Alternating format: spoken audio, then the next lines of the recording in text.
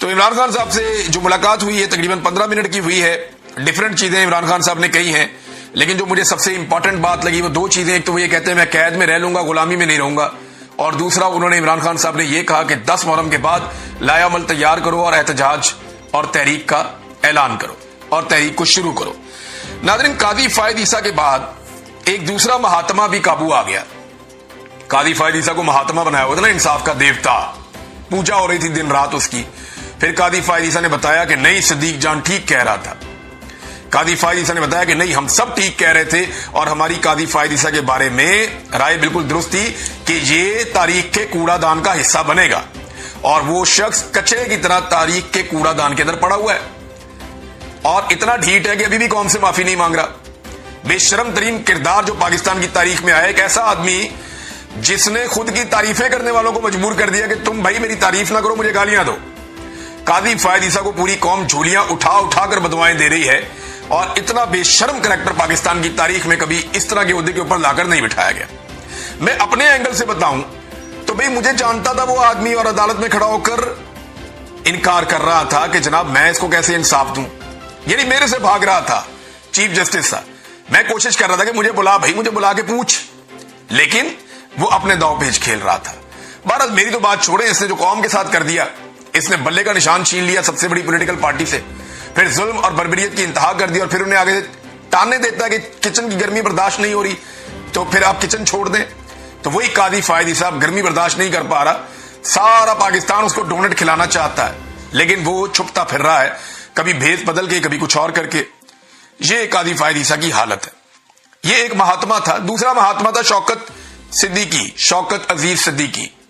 इसको भी नून लीग ने, मरियम नवाज, उन्होंने बहुत चुका हुआ था कि जनाब बड़ा इंसाफ परवर है, ये है, वो है, हंजे थे ओंजे।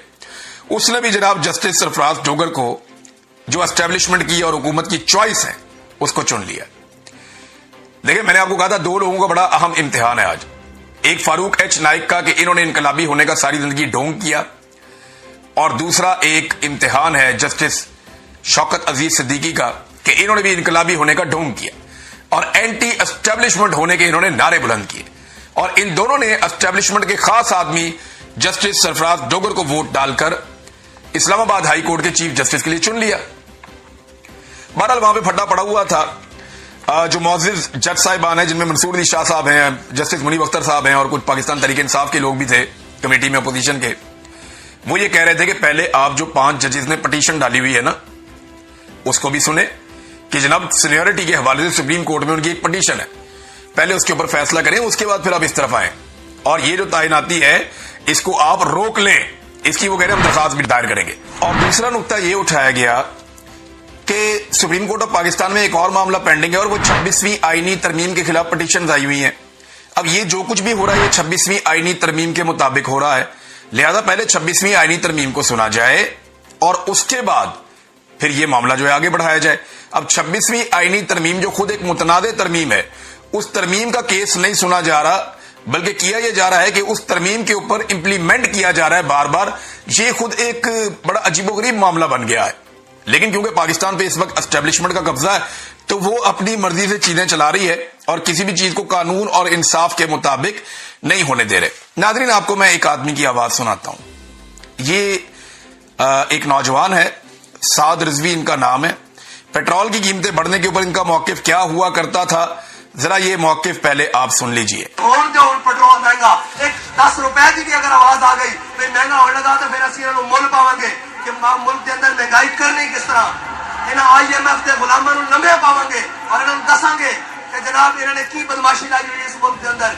और इंशाअल्लाह फिर मैं कह चुका हूं कि तहरीक लब्बैक पहले मरहले ऐसी जनाब पहिया जाम हड़ताल का ऐलान करेगी, कोयटा तो लेके लाहौर तक, पेशावर तो लेके कराची तक, हर शहर जाम करके दसांगे कि कौम हम थोड़े जुल्म तो तंग आ चुके। लेकिन नाज़रीन, ये नौजवान जो है एक मजहबी सियासी जमात से इनका ताल्लुक है, TLP से, और ये इमरान खान साहब के दौर में बहुत एहतजाज किया करते थे।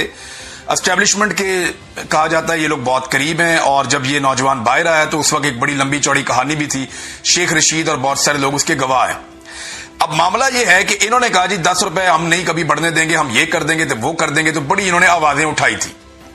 कई मरतबा 10 रुपए बढ़ गए। उसके बाद इतनी मरतबा 10 रुपए बढ़े कि लगभग 130 रुपए के करीब इन्होंने कीमतें बढ़ा दी, लेकिन ये शख्स आपको कभी भी नजर नहीं आया। एक पंफलेट मैं आपको दिखाना चाहता हूं, ये भी आप देख लीजिए, क्योंकि देखिए फौज जब साथ खड़ी हो जाए ना एक सियासी जमात के या सियासी जमातों के इकट्ठ के कि हमने आपकी हुकूमत को चलाना है, तो फिर वो स्याह करें सफेद करें, ना मौलवी बोलता है ना कोई और बोलता है, किसी की आवाज भी नहीं निकलती, लोग चूं भी नहीं निकालते। ज्यादातर लोग मफाद परस्त होते हैं और एस्टेब्लिशमेंट के साथ उनके मफादात जुड़े हुए होते हैं, तो बेचारे ब्लैकमेल होते रहते हैं। ये बेचारे भी वैसे ही हैं। अब ये देखें, ये एक पंफलेट है इमरान खान के दौरे हुकूमत का, और ये जनाब मार्च 2022 का है, मार्च 2022, महंगाई मुकाओ पंफलेट। अच्छा जी, अब ये मार्च 2022 है, तो फिर ये तो वो वक्त हो गया ना जिस वक्त इमरान खान साहब की हुकूमत को खत्म किया जा रहा था। तो वो कहते हैं जी मैं एक टैक्सी ड्राइवर हूं, मैं 150 रुपए लीटर पेट्रोल डलवाकर कैसे गुजारा करूं, मैं इस नाअहल वजीर आजम को हटाने के लिए इस्लामाबाद आ रहा हूं। ये जनाब टैक्सी ड्राइवर अंकल हैं, इनकी तस्वीर लगी हुई है। अब मैं ये जानना चाहता हूं कि ये जो टैक्सी ड्राइवर अंकल हैं ये आजकल किधर हैं? 150 रुपए का पेट्रोल इन्हें महंगा लग रहा था, और आज 350 रुपए का पेट्रोल जब ये डलवा रहे हैं तब इन्हें कैसा लग रहा है, मैं सिर्फ ये जानना चाहता हूं। तो ये रंगबाजियां पाकिस्तान की एस्टेब्लिशमेंट ने करवाई थी सियासी जमातों के साथ मिलकर इमरान खान की हुकूमत गिराने के लिए, और तब से लेकर अब तक इनसे मुल्क ही नहीं संभाला जा रहा। मुल्क का इन्होंने बेड़ा गर्क कर दिया है। और शौक इनके किस तरह के हैं, ये मेरे एक बड़े अच्छे दोस्त हैं अहमद फरहाद, इन्होंने बड़े अच्छे शायर भी हैं, बड़ी अच्छी शायरी करते हैं। इन्होंने एक ट्वीट किया, और ये अहमद फरहाद ही लिख सकते थे इस तरह की चीज, वो बड़े दिलेर आदमी हैं। लेकिन ये आप जरा 1000 रुपए का नोट देखें, ये जो 1000 रुपए का नोट है इसके ऊपर मरियम नवाज की फोटो बनी हुई है, ये देख रहे हैं आप। ये इनकी ख्वाहिश है, इनका बस चले ना तो ये इस मुल्क के साथ ये भी करते हैं। ये ऐसा बेशरम खानदान है। मैं कहना नहीं चाहता, देखिए अच्छा नहीं लगता कहने में, लेकिन हरकतें तो चेक करें आप। पार्कों के नाम अपने नाम पे, अस्पतालों के नाम अपने नाम पे, स्कूलों के नाम अपने नाम पे, कॉलेजों के नाम अपने नाम पे, सड़कों के नाम अपने नाम पे, बाथरूमों के नाम अपने नाम पे, बसों के नाम अपने नाम पे, और छोटे छोटे जो मेडिकल यूनिट्स हैं उनके नाम अपने नाम पे, हर स्कीम के नाम अपने, यानी कोई चीज ऐसी नहीं है जिसपे ये अपना नाम और अपनी फोटो ना चिपकाना चाहते हो। तो करेंसी नोट इनसे कैसे बच सकता है? याद रखें, ये कोशिश करेंगे कि करेंसी नोट के ऊपर भी अपनी शक्लें चिपकाएं।